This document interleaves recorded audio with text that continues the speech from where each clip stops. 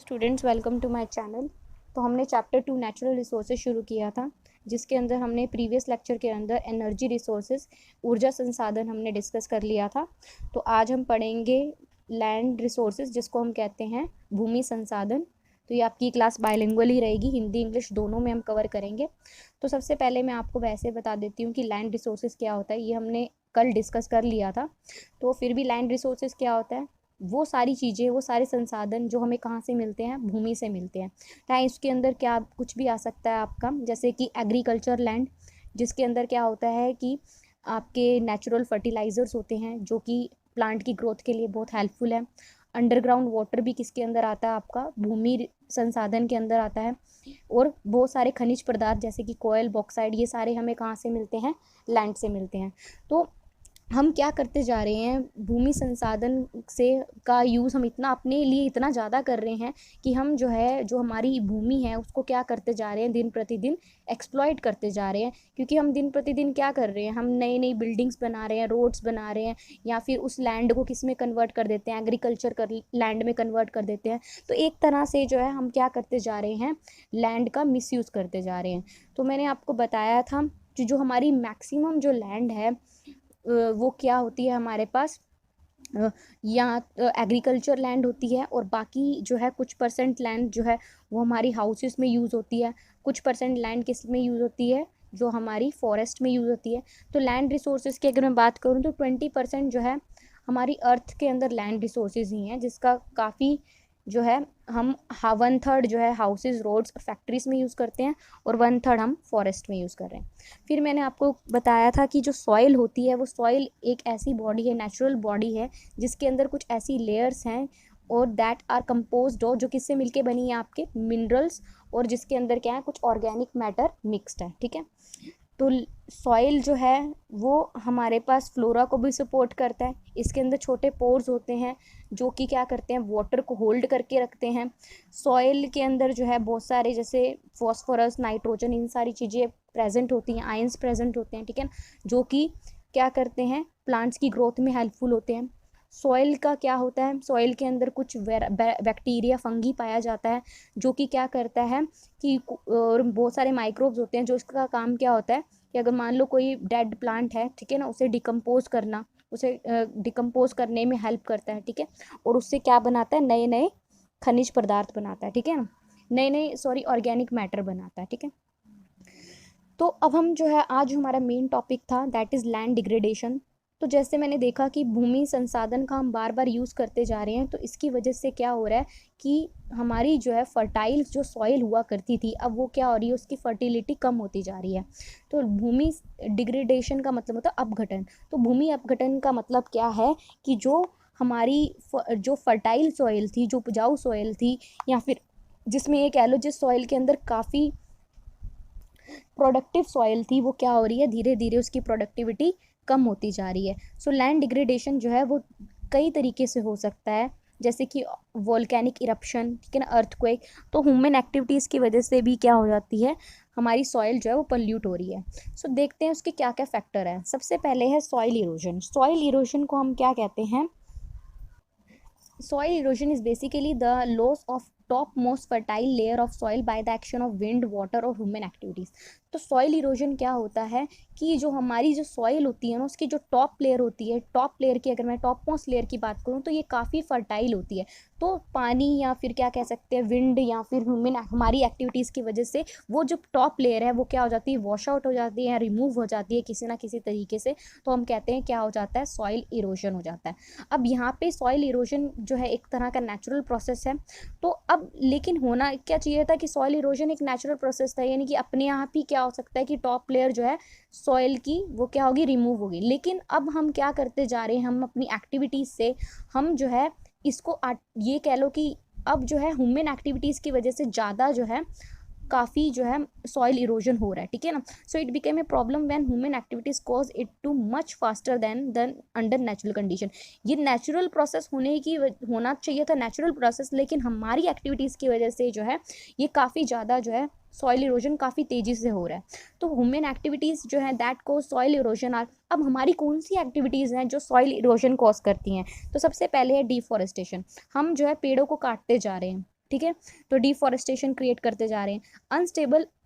Unsustainable agriculture practices like deep ploughing, monoculture और farming on steep slopes and excessive use of pesticide fertilisers, ठीक है ना। तो यहाँ पे क्या कह रखा है कि हम जो है क्या यूज़ कर रहे हैं कि जो स्टीप स्लोप्स होती हैं वहाँ पे फार्मिंग करते हैं, या फिर हम बहुत ज़्यादा जो है पेस्टिसाइड्स या फर्टिलाइजर्स का यूज़ करते हैं, और एक्सेसिव फर्टिलाइजर्स यूज़ करने की वजह से भी क्या होता है, सॉइल इरोजन हो जाता है।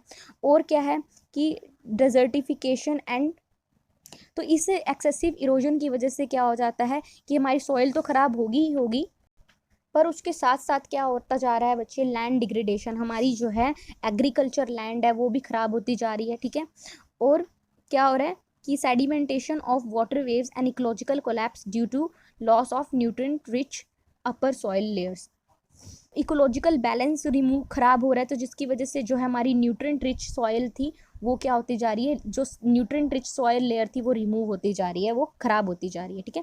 नेक्स्ट है सैलिनेशन। सैलिनेशन का मैंने आपको बार बार बताया था कि सैलिनेशन क्या होती है कि जब हमारी सॉइल की मात्रा के अंदर जो है, सॉइल के अंदर जो है जो हमारे सॉल्युबल सॉल्ट्स हैं, यानी कि नमकीन जो है, नमकीन पानी टाइप कह लो, तो उसकी कंसंट्रेशन बढ़ जाती है सॉइल के अंदर, तो हम क्या कहते हैं, सैलिनेशन आ गया, ठीक है। सो यहाँ पे जो है ये किसकी वजह से होता है कि हमारा जो है इरिगेशन जो हम करते हैं तब जो है पुअर ड्रेनेज की वजह से जो है, पुअर ड्रेनेज ऑफ इरिगेशन या flood waters result in accumulation of dissolve salts on the soil surface. जो हम पानी बहा देते हैं, जैसे कि हम जो ट्यूबवेल का पानी जब छोड़ते हैं, ठीक है ना, तो हमें नहीं पता किस तरह से जो है हमें क्या करना चाहिए, वाटर को छोड़ना चाहिए, या फिर फ्लड वाटर की वजह से भी क्या हो जाता है, जो सॉल्ट है वो पानी सॉइल के अंदर जो है डिज़ोल्व हो जाती है, और जब सॉल्ट डिज़ोल्व हो जाती है तो कंसंट्रेशन जो है सॉल्ट की, जैसे नमक है, नमक कहाँ डिज़ोल्व हो गया, सॉइल के सरफेस पे डिज़ोल्व हो गई, या फिर आप कह लो कि फ्लड की वजह से या फ्लड वाटर की वजह से या पुअर ड्रेनेज की वजह से जो है सारी की सारी सॉइल जो है वो कहाँ पे जाके इकट्ठी हो जाती है, सरफेस सॉरी की सारी सॉल्ट जो है वो सॉइल के सरफेस पे जाके इकट्ठी हो जाती है। तो जिसकी वजह से क्या हो जाता है कि जो कंसंट्रेशन है सॉल्ट की वो बढ़ जाती है सॉइल के अंदर, और जो कि किसके लिए, मतलब कि जो हमारे प्लांट्स हैं उन वो पानी ऑब्जॉर्ब करेंगे तो उनके लिए मतलब वो कह लो कि पानी ऑब्जॉर्ब करने में जो है प्लांट्स को क्या होगी, डिफ़िकल्टी होगी, जिसकी वजह से जो है जो प्रोडक्टिविटी है, यानी कि जहाँ पे ज़्यादा पेड़ उगने चाहिए थे वहाँ पे जो है प्रोडक्टिविटी क्या हो जाएगी, कम हो जाएगी। नेक्स्ट है वाटर लॉगिंग। वाटर लॉगिंग एक ऐसा प्रोसेस है जिसके अंदर क्या होता है कि एकदम से, जिसको हम कहते हैं ना जल क्रांति, तो इसमें क्या होता है कि एकदम से जो है काफ़ी तेज़ी से जो है पानी का स्तर, कह लो कि पानी का स्तर एकदम से क्या हो जाता है, बढ़ जाता है, जिसको हम कहते हैं कि बाढ़ आ गई। जब हम कहते हैं ना बाढ़ आ गई, तो that is basically due to water logging. So water log soil जो होते हैं, अब ये जो पानी से बही हुई सॉइल है, ठीक है ना, जो कि जल क्रांति की वजह से जो सॉइल आ रही है उसकी प्रोडक्टिविटी जो है बहुत कम होती है, वो बहुत कम फर्टाइल होती है, और क्योंकि उसके अंदर जो है ऑक्सीजन की मात्रा बहुत कम होती है, सो प्लांट्स की जो रूट्स है वो रिस्पायर ही नहीं कर पाती। तो इस करके जो है जब सॉइल के अंदर ऑक्सीजन की मात्रा कम होगी तो जो प्लांट्स हैं वो क्या नहीं कर पाएंगे, रेस्पायर नहीं कर पाएंगे, जिसकी वजह से क्या होगा, हमारा जो है ये कह लो कि प्रोडक्टिविटी जो है, यानी कि पेड़ उगने की जो क्षमता थी वो क्या हो जाएगी, कम हो जाएगी। और हम आजकल जो है कैनल इरीगेशन का यूज़ करते हैं, ये भी जो है एक तरह की बहुत ज़्यादा कह लो कि वाटर लॉगिंग का कारण है, क्योंकि ये क्या करता है कि जब हम कैनल इरीगेशन बेसिकली क्या है कि हम जो है सिंचाई करते हैं, ठीक है ना, तो अंडरग्राउंड वाटर का मेनली यूज़ करते हैं, तो उसकी वजह से जो है वाटर का बैलेंस जो है वो क्या हो जाता है, बिगड़ जाता है, तो वाटर लॉगिंग की समस्या उत्पन्न हो जाती है। नेक्स्ट है डिजर्टिफिकेशन। डिजर्टिफिकेशन इज़ बेसिकली आप ये कह सकते हो कि जैसे जैसे हम लैंड का यूज़ करते जा रहे हैं, तो एक तरह से जो है डिजर्टिफिकेशन में क्या होता है, हिंदी में इसको कहते हैं मरुस्थलीकरण, ठीक है ना। ये ज़्यादातर जो है, जो हम कई क्षेत्रों में ज़्यादातर हम क्या कर देते हैं कि पेड़ों को काट देते हैं, तो उनकी वजह से जो है डिजर्टिफिकेशन होता है, ठीक है ना। तो ये जो डिजर्टिफिकेशन है, जैसे कि कई क्षेत्रों में क्या करते हैं, पेड़ों को काट दिया जाता है, ठीक है ना, तो ये जो है डिजर्टिफिकेशन ये धीरे धीरे जो है क्या करता है, जो हमारी लैंड है उसको क्या करता है, भूमि को धीरे धीरे खराब करता है, ठीक है। तो ये भी एक तरह का नेचुरल प्रोसेस है। इसमें क्या होता है सो नेचुरल प्रोसेस है ये, क्या है, क्लाइमेट चेंज की वजह से भी होता है, ठीक है ना। और हम जो है जिस तरह से जो है हम लैंड का, भूमि का बहुत ज़्यादा गलत उपयोग कर रहे हैं, तो उसकी वजह से भी जो है क्या हो जाता है, डिजर्टिफिकेशन हो जाता है, ठीक है ना, मरुस्थलीकरण, ठीक है। तो आप इस वर्ड को याद रख सकते हैं हिंदी में। तो बहुत सारे एरियाज़ में हम क्या करते हैं, जैसे जैसे पॉपुलेशन बढ़ती जाएगी वैसे वैसे हम क्या करते जाएंगे, पेड़ों को काटते जाएंगे, पेड़ों को काटते जाएंगे, और या फिर हम क्या करते जाएंगे, भूमि को, जो मैक्सिमम एरिया है भूमि का, उसको एग्रीकल्चर में कन्वर्ट कर लेंगे, या फिर इंडस्ट्रीज़ में कन्वर्ट कर लेंगे, फिर वहाँ पे ओवर ग्रेजिंग करवाएंगे, और क्या करेंगे, डिफॉरेस्टेशन करेंगे, पेड़ों को काटेंगे। तो इन सभी की वजह से क्या हो जाता है, डिजर्टिफिकेशन हो जाता है। इसको हम ये भी कह सकते हैं धीरे धीरे धीरे धीरे क्या होना, कि हमारी जो लैंड है उसे, भूमि को खराब करना, ठीक है। नेक्स्ट है आपका शिफ्टिंग कल्टीवेशन। शिफ्टिंग कल्टीवेशन जो है, इसको हम झूम कल्टीवेशन भी कहते हैं। तो ये जो है ज़्यादातर कहाँ पे होता है, कि जो हम जो है एग्रीकल्चर, ये ज़्यादातर जो है इस तरह की, देखो पहले क्या करते थे पुराने ज़माने में, कि एग्रीकल्चर की लैंड ली, ठीक है ना, कुछ उन्होंने लैंड एग्रीकल्चर में यूज़ करी, फिर उसको क्या करते थे, जैसे कि आपने कोई फसल उगाई, फसल को फिर बाद में क्या कर दिया, काट दिया, और उसके बाद सारा उस लैंड को क्या कर दिया, जला दिया। तो ये स्लैश एंड बर्न एग्रीकल्चर होता था, कि हम जैसे हमने कोई चीज़ उगाई, ठीक है, सब कुछ ठीक है, हमने उसकी कटाई कर ली, वीट की कटाई कर ली, तो बाकी बची जो है, जो भी उसका वेस्ट बचा था सबको हम जला देते थे, उस पूरी लैंड को जला देते थे, फिर उस पर नई क्या करते थे, खेती करते थे। तो इसकी वजह से जो है फॉरेस्ट जो है हमारी धीरे धीरे क्या होती रहती है, मतलब जो फॉरेस्ट सी, तो हम क्या करते हैं ज़्यादातर पेड़ों को काटते हैं, तो इसकी वजह से जो है हमारी फॉरेस्ट जो है वो कम्प्लीटली क्या होती है, जाती है, डिस्ट्रक्ट होती जाती है, या आप कह सकते हो ख़त्म होती जा रही है, ठीक है ना, डैमेज होती जा रही है। और ये ज़्यादातर जो है इस तरह की प्रैक्टिस हिली एरियाज़ में होता है, ठीक है ना, एक्सपेशली कहा गया है कि नॉर्थ ईस्टर्न स्टेट्स हैं, वहाँ पे ये प्रैक्टिस की जाती है, जिसको हम कहते हैं झम कल्टीवेशन, ठीक है ना, jhum cultivation. So next is your urbanisation. Urbanisation तो हमें पता ही है कि हम क्या कर रहे हैं, लैंड को जो है हम डिग्रेड कैसे कर रहे हैं, लैंड को हम ख़राब कैसे कर रहे हैं, हमारी एक्टिविटीज़ क्या हैं, हम क्या करते हैं, लैंड जैसे कि पेड़ों को काटा और हमने क्या बना लिया वहाँ पे, ये आप कह सकते हो फॉरेस्ट जो है, हमने वहाँ पे क्या बना लिया, घर बना लिया, ठीक है ना। तो हम धीरे धीरे क्या करते जा रहे हैं, फॉरेस्ट को काटते जा रहे हैं, ठीक है ना। तो फॉरेस्ट का धीरे धीरे क्या होता जा रहा है, ये कह लो डिग्रेडेशन होता जा रहा है, ठीक है। ऐसे ही productive areas are fast reducing because of, वही कह रहे हैं कि कुछ ऐसे एरियाज थे जहाँ पे प्रोडक्टिविटी ज़्यादा हुआ करती थी, पर हम वहाँ पे भी क्या करते जा रहे हैं, अर्बनाइजेशन की वजह से, या फिर आप कह लो कि सेटलमेंट, यानी कि हम लोग अपने घर बना रहे हैं, तो भूमि को हम धीरे धीरे क्या करते जा रहे हैं, खराब करते जा रहे हैं, ठीक है। और आप कह सकते हो अपघटन करते जा रहे हैं। नेक्स्ट है योर लैंडस्लाइड। लैंडस्लाइड में क्या होता है, कि अब आपने देखा होगा कि ना ग्रेविटेशनल मूवमेंट की वजह से ना क्या होता है, कि बहुत सारे जो है पत्थर, बड़े बड़े पत्थर जो है ना, वो हिली एरियाज में आप देखोगे बहुत सारे बड़े बड़े पत्थर जो है ऊपर से नीचे गिरते हैं स्लोप वाइज, ठीक है ना। सो बहुत, जैसे ये कह लो कि ग्रेविटेशनल मूवमेंट की वजह से अपने आप ही क्या होता है, कि बड़े बड़े रॉक्स जो हैं वो नीचे जो है स्लोप के थ्रू जो है नीचे गिरते हैं। तो ये ज़्यादातर हो क्यों रहा है इस तरह से, जो रॉक्स बड़ी बड़ी जो है स्लोप नीचे गिरेंगी तो क्या होगा, कि एक तरह से ब्लॉकेज क्रिएट करेंगी। तो ह्यूमन एक्टिविटीज़ की वजह से जो है हम लोग क्या करते जा रहे हैं, हम लोग नई नई रोड्स बनाते जा रहे हैं, डैम्स बना रहे हैं, ठीक है ना, माइनिंग करते हैं हिली एरियाज़ में। तो उनकी वजह से क्या हो जाता है, जब हम माइनिंग करेंगे, खुदाई करेंगे हिली एरियाज़ में, तो उसकी वजह से क्या हो जाएगा, जो हिल स्लोप्स हैं, ठीक है ना, जो स्लोप है वहाँ पे, जो हिल, जो ये कह लो ना, जो नीचे स्लोप क्या होती है बेसिकली, आपने देखा होगा इस तरह का कुछ, ठीक है ना, कि ये इसको हम स्लोप कहते हैं, ठीक है। तो स्लोप्स में से जो है जब हम माइनिंग करते हैं, खुदाई करते हैं, तो जो स्लोप होती है वो क्या हो जाती है, डैमेज हो जाती है, अफेक्ट हो जाती है, जिसकी वजह से क्या होता है कि जो बड़े बड़े रॉक्स हैं वो नीचे गिरते हैं, तो लैंडस्लाइड का वो जो है कारण बनते हैं। और आप ये भी कह सकते हो जो वेजिटेटिव कवर था वो भी क्या हो जाता है, डैमेज हो जाता है। जो जहाँ पे आप कह सकते थे जहाँ पे काफ़ी जो है अच्छा हमें फसल मिलनी थी, वो जो है जो वेजिटेटिव कवर, या फिर आप कह सकते हो जहाँ पे फॉरेस्ट जहाँ पे अच्छी थी, तो वो जो है क्या हो जाती है, लैंडस्लाइड की वजह से डैमेज हो जाती है। सो लैंडस्लाइड जो है वो बहुत ज़्यादा ये केस जो है वो माउंटेन या हिली एरियाज़ में देखा जाता है, और रिवर की स्टीप रिवर बैंक्स पे, यानी कि रिवर्स के किनारे और कोस्ट लाइंस में ये देखा जाता है, ठीक है ना। हर साल कह रहे हैं कि लैंडस्लाइड जो है उसकी वजह से जो है काफ़ी डैमेज आता है। क्योंकि अब देखो लैंडस्लाइड, बड़े बड़े पत्थर जब नीचे गिरेंगे, पहाड़ी इलाका से नीचे गिरेंगे तो क्या करेंगे, रोड्स को ब्लॉक करेंगे, ठीक है ना। ये भी हो सकता है कि रेलवेज, वहाँ पे रेलवे जो है उनको डैमेज करे, ठीक है ना, तो पाइपलाइंस को डैमेज करें, ठीक है ना। या फिर आप कह सकते हो जो एग्रीकल्चर लैंड है या बिल्डिंग जो है उनको भी क्या करते हैं, लैंडस्लाइड्स डैमेज करती है। क्योंकि लैंडस्लाइड्स की वजह से सिर्फ पत्थर नहीं गिरते, बड़े बड़े पेड़ जो हैं वो भी क्या होते हैं, नीचे गिर जाते हैं, ठीक है ना।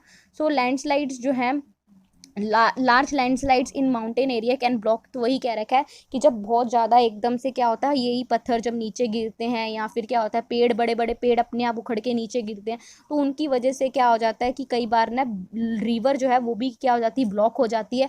जब रिवर ब्लॉक हो जाएगी, जब नदी का पानी रुक जाएगा, तो नदी को तो पानी चाहिए, रास्ता चाहिए कहीं ना कहीं से निकलने के लिए, तो वो दूसरा रास्ता बनाएगी, जिसकी वजह से क्या आ जाता है, फ्लड आ जाता है। जब वो दूसरा रास्ता बनाएगी तो क्या पता वो घरों के साइड मोड़ मोड़ अपना मूव कर ले, ठीक है ना, या फिर कहीं पे भी जा सकती है, तो उसकी वजह से क्या आ जाएगा, फ्लड आ जाएगा। या फिर क्या होगा, जैसे उसने जैसे रॉक्स ने रोका पानी को, तो क्या होगा, वो पानी जो है और तेजी से उछलेगा, और तेजी से उछलेगा उसे पार करने के लिए, तो उसकी वजह से भी क्या होगा, फ्लड आएगा। नेक्स्ट है सॉइल पोल्यूशन। अब ये तो है ही है, जब तुम भूमि का अपघटन करते जाओगे तो उसकी वजह से जो है हमारी भूमि जो है वो भी क्या होती जाएगी, प्रदूषित होती जाएगी। उसके अंदर जो है भूमि प्रदूषण का मतलब ये है कि उसके फिजिकल, केमिकल और बायोलॉजिकल प्रॉपर्टीज़ जो हैं सॉइल की, वो क्या हो जाना, चेंज हो जाना। जब ये इसके ऊपर चेंज होना, यानी कि बहुत ज़्यादा एडवर्स इफेक्ट पड़ना, बहुत ही ज़्यादा ख़राब इफेक्ट पड़ना इनके ऊपर, तो इसकी वजह से जो है प्रोडक्टिविटी भी क्या हो जाती है, कम हो जाती है। So next is your role of an individual in conservation of natural resources. तो हमें एज ए इंडिविजुअल हमें क्या करना चाहिए कि जो है हम नेचुरल रिसोर्सेज को हम क्या कर सकें, कंजर्व कर सकें। कि जैसे हमने देखा है कि नेचुरल रिसोर्सेज, सभी तरह की नेचुरल रिसोर्सेज जो है हमारे लिए, हमारी कंट्री के डेवलपमेंट के लिए बहुत ज़्यादा हेल्पफुल है। और अगर हम इसका अनप्लान्ड या फिर मिसमैनेज करेंगे, इनका मिसमैनेज या फिर कह लो हमें नहीं पता किस तरह से इनका यूज़ करना चाहिए, तो बहुत सारी प्रॉब्लम्स क्रिएट होंगी। हम ज़्यादा ही यूज़ करते जा रहे हैं नेचुरल रिसोर्सेज का, तब भी प्रॉब्लम्स क्रिएट होंगी। तो हमें क्या करना चाहिए, हमें अपनी नेचुरल रिसोर्सेज को कंजर्व करना चाहिए। तो हमारे पास जो है, हमें सिर्फ और सिर्फ इन्हें कंजर्व नहीं करना चाहिए, पर जुडिशियली भी जो है हमें क्या करना चाहिए कि also to use them judicially so that to save them for future generation also। तो ये भी होना चाहिए कि हमें जो है इसका इस तरह से उपयोग करना चाहिए कि हम जो है आने वाली जो हमारी फ्यूचर जनरेशन है उनके लिए भी जो है नेचुरल रिसोर्सेज हम छोड़ सकें, या उनके लिए भी नेचुरल रिसोर्सेज हों। तो अब देखो हमारा जो है ये जो एफर्ट होना चाहिए वो सिर्फ नेशनल लेवल पे होना चाहिए, नहीं, इंटरनेशनल लेवल, यानी कि नेशनल इंटरनेशनल लेवल दोनों पे हमारा एफर्ट्स होने चाहिए कि हमें जो है नेचुरल रिसोर्सेज को कंजर्व करना चाहिए। सो एज ए इंडिविजुअल आप क्या कर सकते हो, तो एज ए इंडिविजुअल वैसे आप भी मुझे बताओगे कमेंट करके कि हाँ मैम हम ये कर सकते हैं, जो इसके अंदर दिया हुआ है ये भी, और जो आप कर सकते हो वो भी।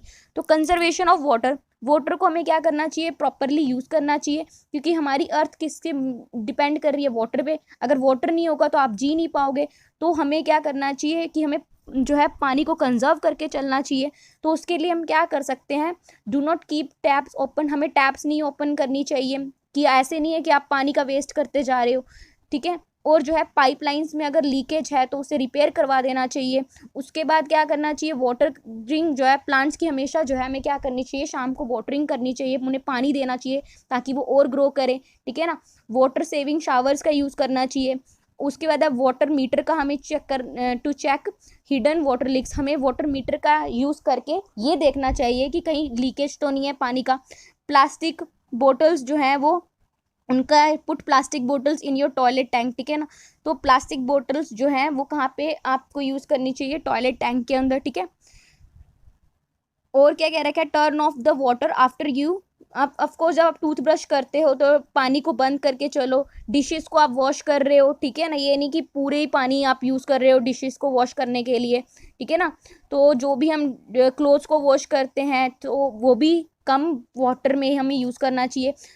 हम when washing dishes by hand don't leave the water running for rising, तो वही कह रखा है जब हम हाथ से बर्तन मांज रहे हैं, डिशेस को साफ़ कर रहे हैं, तो ये नहीं कि पानी को आपने ऑन करके ही छोड़ दिया, ठीक है। अगर हम डिश वॉशर का भी यूज़ करते हैं तो फॉर ओनली फुल लोड्स, ठीक है ना, तभी हमें डिश वॉशर का यूज़ करना चाहिए जब हमारे पास क्या हो, जो मैक्सिमम जो है क्लोथ्स हो, सॉरी, जब हम डिश वॉशर की तो मैक्सिमम डिशेज हों तभी हम डिश वॉशर का यूज़ करें, ठीक है ना। और अगर क्लोथ्स ज़्यादा हैं तो भी हमें क्या करना चाहिए, अगर जैसे वॉशिंग मशीन का तभी यूज़ करो जब बहुत ज़्यादा क्लोथ्स हैं, ठीक है।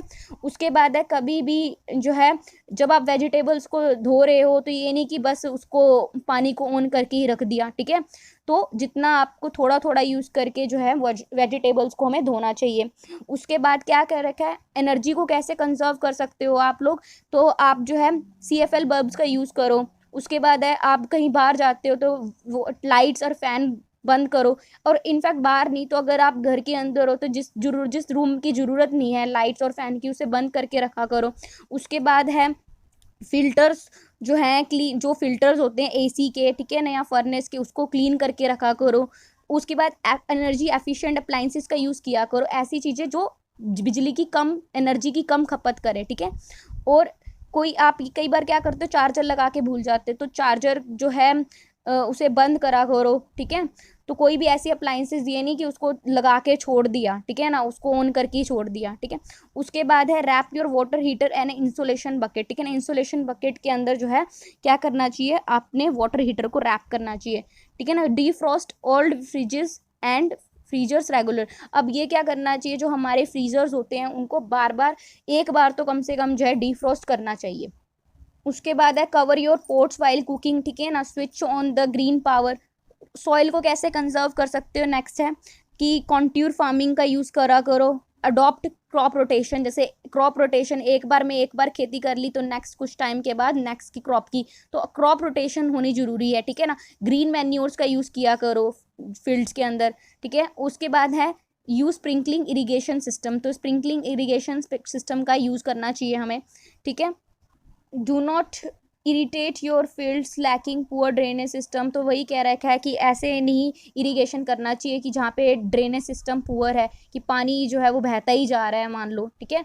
तो जो कि किसका कारण बनता है, सैलिनिटी का कारण बनता है। तो ये सारी चीज़ें जो है हमें देख के चलनी चाहिए। तो ये तो मैंने आपको कुछ बताए हैं। अब आपको क्या करना है, कमेंट सेक्शन के अंदर जो है मैक्सिमम से मैक्सिमम पॉइंट्स मुझे बताने हैं कि मैम हम ये चीज़ें और कर सकते हैं वाटर, सॉइल और इसको कंजर्व करने के लिए, ठीक है। तो आज के लिए इतना ही, थैंक यू सो मच।